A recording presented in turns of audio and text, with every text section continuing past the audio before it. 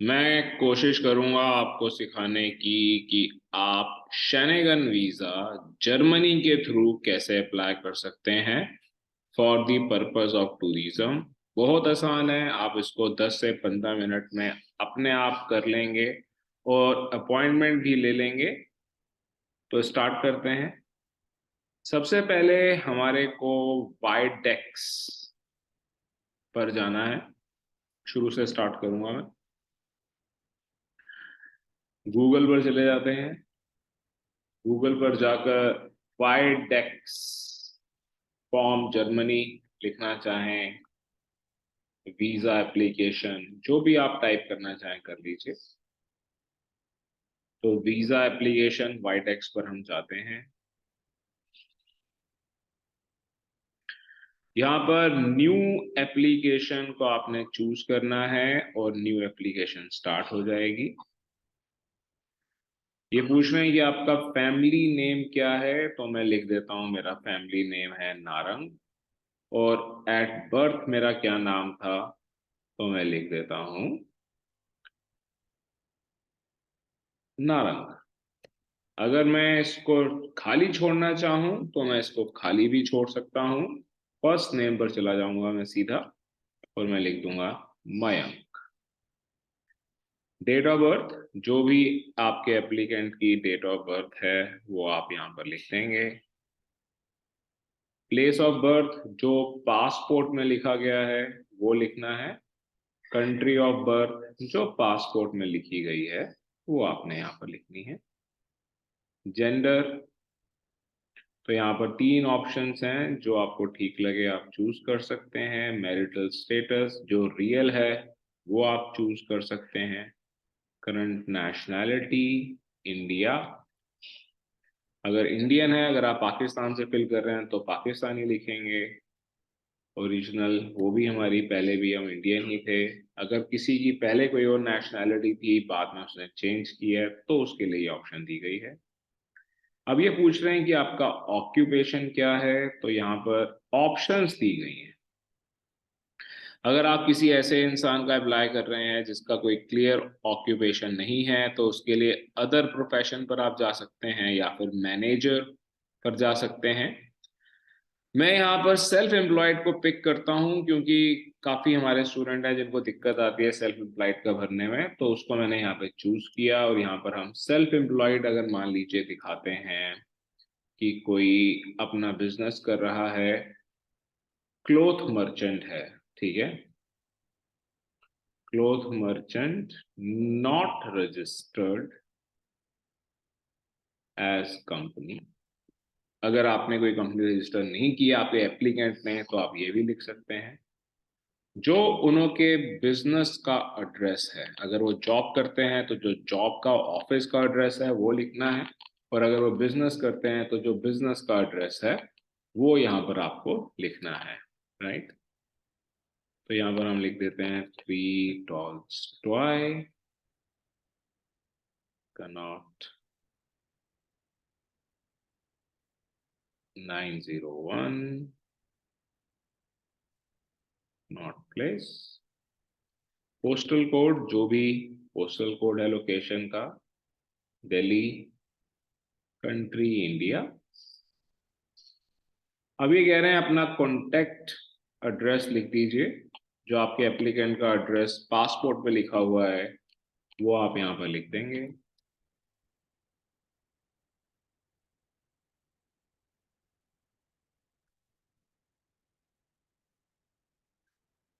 ये कहीं का भी हो सकता है। इस फॉर्म की खासियत ये है, आप कुछ भी लिखेंगे ये एक्सेप्ट करेगा। फॉर्म वही है, सिर्फ प्रोसेस चेंज कर दिया गया है। टेलीफोन नंबर हम यहाँ पर मेंशन कर देंगे जो भी एप्लीकेंट का है। अगर आप एप्लीकेंट का टेलीफोन नंबर नहीं लिखना चाहते हैं, अपना लिखना चाहते हैं, अपना लिख दीजिए, कोई इस बात से फर्क नहीं पड़ेगा। यहाँ पर ईमेल आईडी लिख दें। अगर आप अपनी ईमेल आईडी यूज कर रहे हैं तो आप अपनी लिख दें, और अगर आप एप्लीकेंट की यूज कर रहे हैं तो आप एप्लीकेंट की लिख दें। अब ये कह रहे हैं कि is your residence in a country other than that of your current nationality. जैसे कुछ लोग इंडिया के बाहर काम कर रहे हैं, कोई यूएई में काम कर रहा है, कोई मलेशिया में, कोई कनाडा में, तो उस केस में हम इसको यस करके जहां पर काम कर रहे हैं फिर वहां का एड्रेस यहाँ पर लिख देंगे। ठीक है, मान लीजिए कि कोई यूएई के अंदर काम कर रहा है, तो यूएई में जो उसका वर्क परमिट है वो परमिट नंबर यहाँ पर लिखा जाएगा, ऑथोराइजेशन लिखी जाएगी यहाँ पर, और कब तक वैलिड है वो यहाँ पर लिख दिया जाएगा। जैसे कि मैं लिखकर आपको दिखाता हूँ, number of authorisation to return, कितनी बार ये वापस जा सकते हैं, तो यहाँ पर हम 3 लिख देते हैं, और ये वैलिड है 2025 तक, या मान लीजिए 2028 तक। तो जो आप चाहें वो यहाँ पर आप लिख सकते हैं।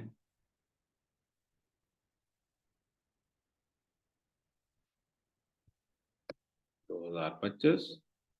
Identification papers and travel document, तो यहाँ पर हम पासपोर्ट की डिटेल लिखेंगे। हमारे पास ऑर्डिनरी पासपोर्ट है तो हम ऑर्डिनरी पासपोर्ट चूज कर लेंगे। पासपोर्ट नंबर यहाँ पर लिख लेंगे। नेशनल आइडेंटिटी नंबर भी हम वही लिखेंगे जो हमने पासपोर्ट नंबर डाला है। डेट ऑफ इशू जो पासपोर्ट के ऊपर दी गई है वो हम यहाँ पर लिख लेंगे, और जब तक वो वैलिड है वो भी वहां पर दिया गया होता है, वो आप यहाँ पर लिखकर इसको कंक्लूड कर लेंगे। इशुइंग स्टेट इंडिया, कंट्री का नाम पूछ रहा है किसने ये पासपोर्ट इशू किया है, फिर से यहाँ पर इंडिया लिख देंगे। इशूड इन इंडिया, इंडिया में ही इशू किया गया है। क्या पहले बायोमेट्रिक दिया था, क्या इससे पहले शेनेगन वीजा लिया है, कोई बायोमेट्रिक दिया है? अगर आप यस करेंगे तो ये डेट पूछेगा, पर स्पेसिफिक नहीं है, मतलब जरूरी नहीं है कि आप वो डेट लिखें। अगर आपको डेट याद नहीं है तो आप इसे छोड़ दीजिए, अगर आपको डेट याद है तो लिख दीजिए, अदरवाइज आपके पासपोर्ट के ऊपर जब वीजा लगा है उसके आसपास की आप डेट लिख सकते हैं। अब ये कह रहे हैं कि आप अपना ट्रैवल डेटा यहाँ पर दे दीजिए कि आप main purpose of the journey क्या है। तो अगर हम टूरिज्म के लिए कर रहे हैं तो हम यहाँ से टूरिज्म पिक कर लेंगे। अगर टूरिज्म के अलावा और जो ऑप्शंस दी गई हैं इसमें से कोई भी चूज नहीं कर रहे हैं आप, तो अदर में जाके स्पेसिफाई कर सकते हैं।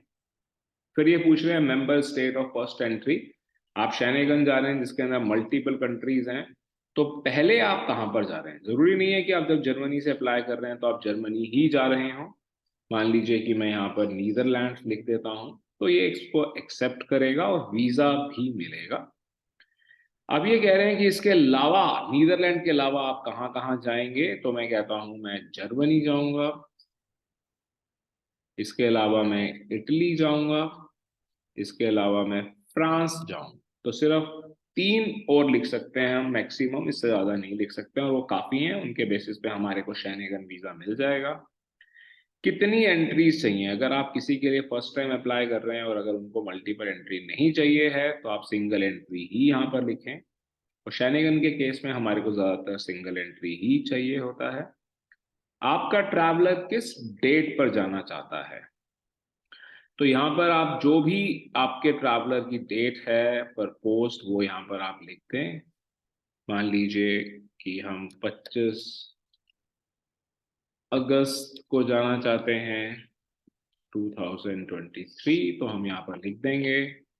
और वापस आना चाहते हैं हम 15 सितंबर 2023 को, तो यहाँ पर हम लिख देंगे which makes approximately 21 days.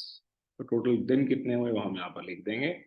Have you been issued with a Schengen visa within the last 3 years, क्या इससे पहले आपको पिछले 3 साल में कभी शेनेगन वीजा दिया गया? अगर दिया गया है तो आप इसको यस कर देंगे। तो यहाँ पर वो पूछेगा कि वो कब वैलिड था, कब से लेकर कब तक वैलिड था, वो पासपोर्ट पे आप चेक कर सकते हैं, अदरवाइज आप इसको अनसेलेक्ट कर देंगे।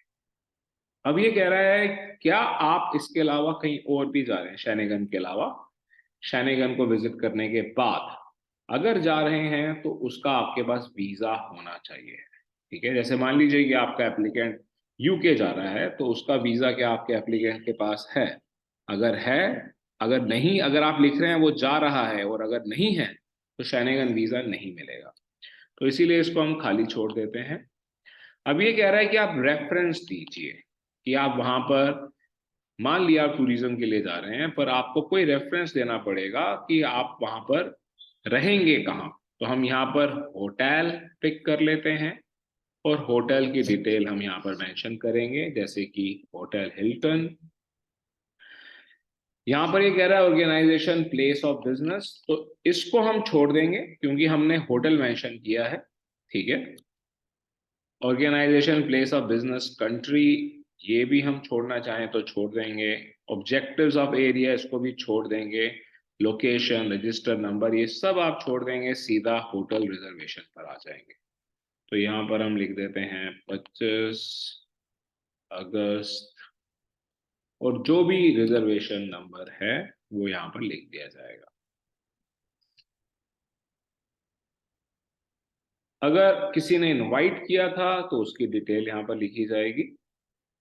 अब ये कह रहा है कि अगर आप होटल बुक कर रहे हैं तो होटल का एड्रेस बता दीजिए, तो हम यहाँ पर लिख देते हैं फ्रैंकफर्ट मेनेस। जो भी वहाँ का एड्रेस है वो यहाँ पर आप लिख दीजिए, मेन स्ट्रीट। पोस्टल कोड ये 5 डिजिट होते हैं जर्मनी के अंदर, और सिटी हमने ली है फ्रैंकफर्ट, तो हम यहाँ पे फ्रैंकफर्ट लिख देते हैं। कंट्री इंडिया, सॉरी यहाँ पर जर्मनी आएगा। यहाँ पर हम लिखेंगे जर्मनी, क्योंकि हमने जर्मनी के अंदर होटल बुक किया। जी हाँ, आप जर्मनी से अप्लाई कर रहे हैं, पर हो सकता है कि आपने होटल नीदरलैंड में बुक किया हो, तो वो आप कर सकते हैं। टेलीफोन नंबर मैंडेटरी नहीं है, ईमेल आईडी मैंडेटरी नहीं है होटल की। ठीक है।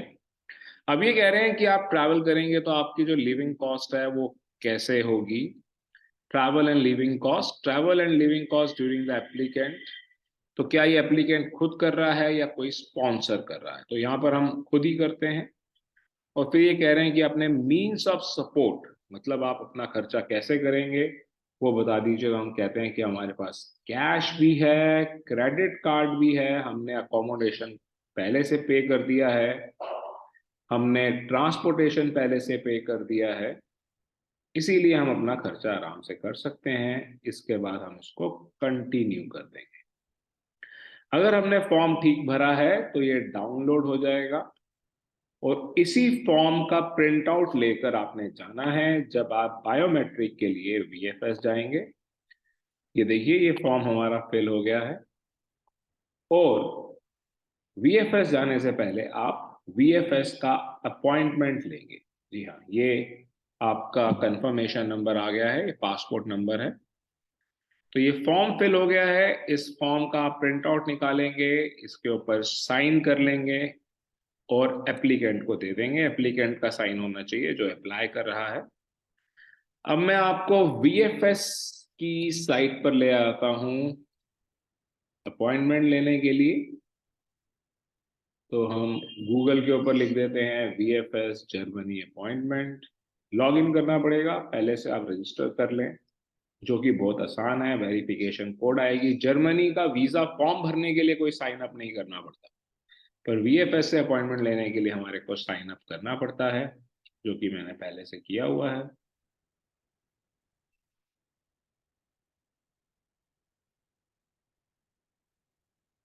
तो यहाँ पर मैं लॉग इन कर लूंगा।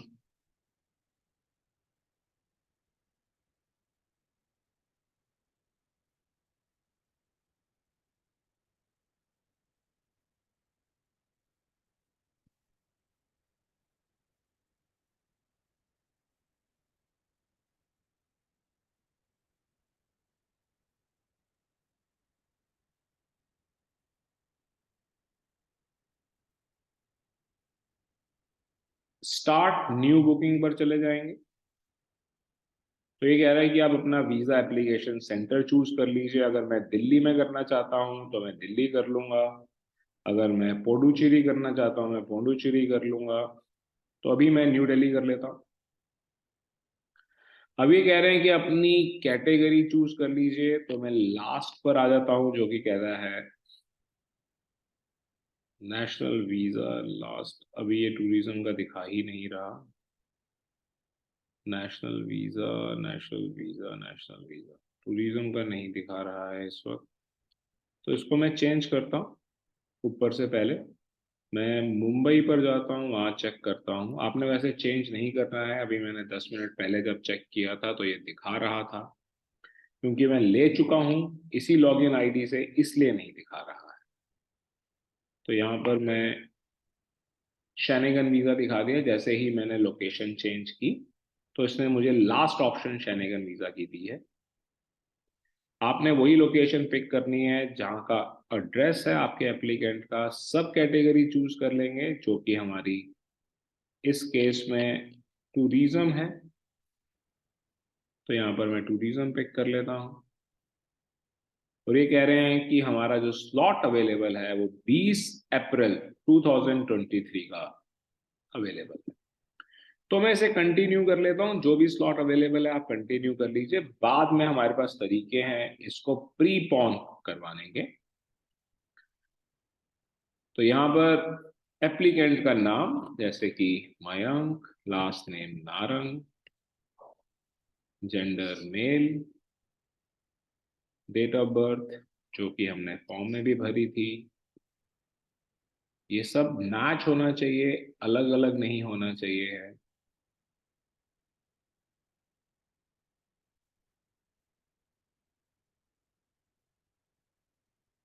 Current nationality India, passport number जो हमने फॉर्म में भरा था, पासपोर्ट एक्सपायरी एग्जैक्टली वही जो हमने पासपोर्ट में भरी थी,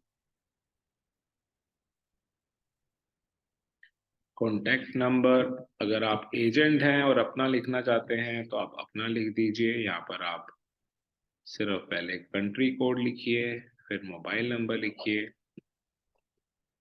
ईमेल आईडी क्लाइंट की देना चाहते हैं क्लाइंट की दीजिए, अपनी देना चाहते हैं अपनी दीजिए।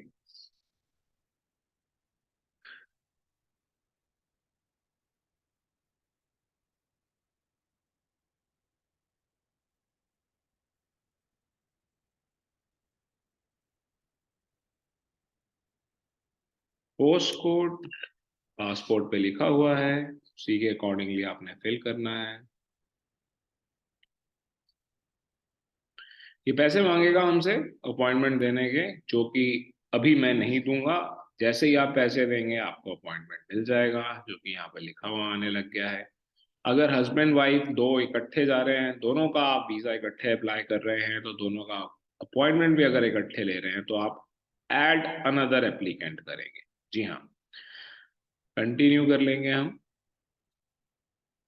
कंटिन्यू करने के बाद ये आपको कहता है कि आप स्लॉट पिक कर लीजिए, ठीक है, या फिर वॉक इन एनी टाइम कर लीजिए। ठीक है, तो जो आपको सूट करता है वो आप कर सकते हैं। इट्स ऑलवेज बेटर कि आप स्लॉट चूज करें। नीचे डेट्स आ रही हैं, 20 तारीख हम यहाँ से पिक कर लेते हैं, और स्लॉट सुबह का 8 बजे का हम पिक कर लेते हैं। और भी ऑप्शंस हैं, पर सुबह का बेस्ट होता है हमेशा। और यहाँ पर हम कंटिन्यू कर लेते हैं। इसके बाद ये कुछ चीजें बेचने की कोशिश करेगा, जैसे कि प्रीमियम लॉन्च आपको नहीं चाहिए, कोई फायदा नहीं होगा।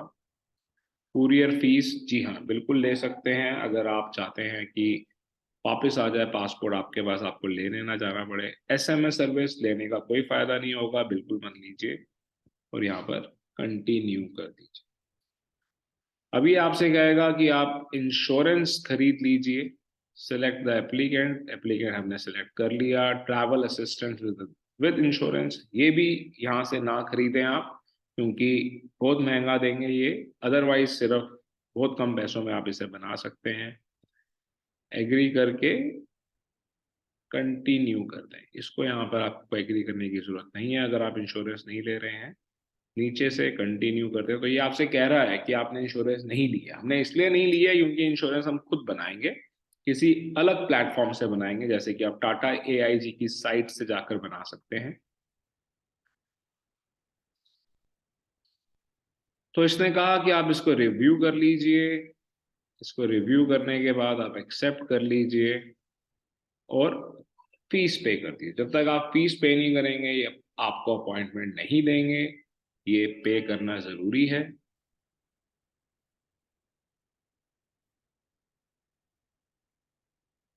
अब आप जैसे ही पेमेंट कर देंगे आपके पास अपॉइंटमेंट कंफर्मेशन आ जाएगा, और उस डेट पर उस टाइम पर जाकर आपका एप्लीकेंट अपना बायोमेट्रिक दे सकता है और वीजा प्रॉपरली अप्लाई कर सकता है। बेसिक डॉक्यूमेंट्स लेकर जाने होते हैं, जैसे कि बैंक स्टेटमेंट, आईटीआर अगर है तो बिल्कुल लेकर जानी चाहिए। इसके अलावा आपको फोटोग्राफ लेकर जानी है, hotel voucher, confirm return air ticket और ट्रैवल आइटनरी। ये सब कुछ बनाना बहुत आसान है। अगर आप एक अच्छे एजेंट हैं तो ये सब आपको अच्छे से पहले से बनाकर अपने क्लाइंट को देना है, ताकि वहां जाकर उन्हें कोई दिक्कत ना आए।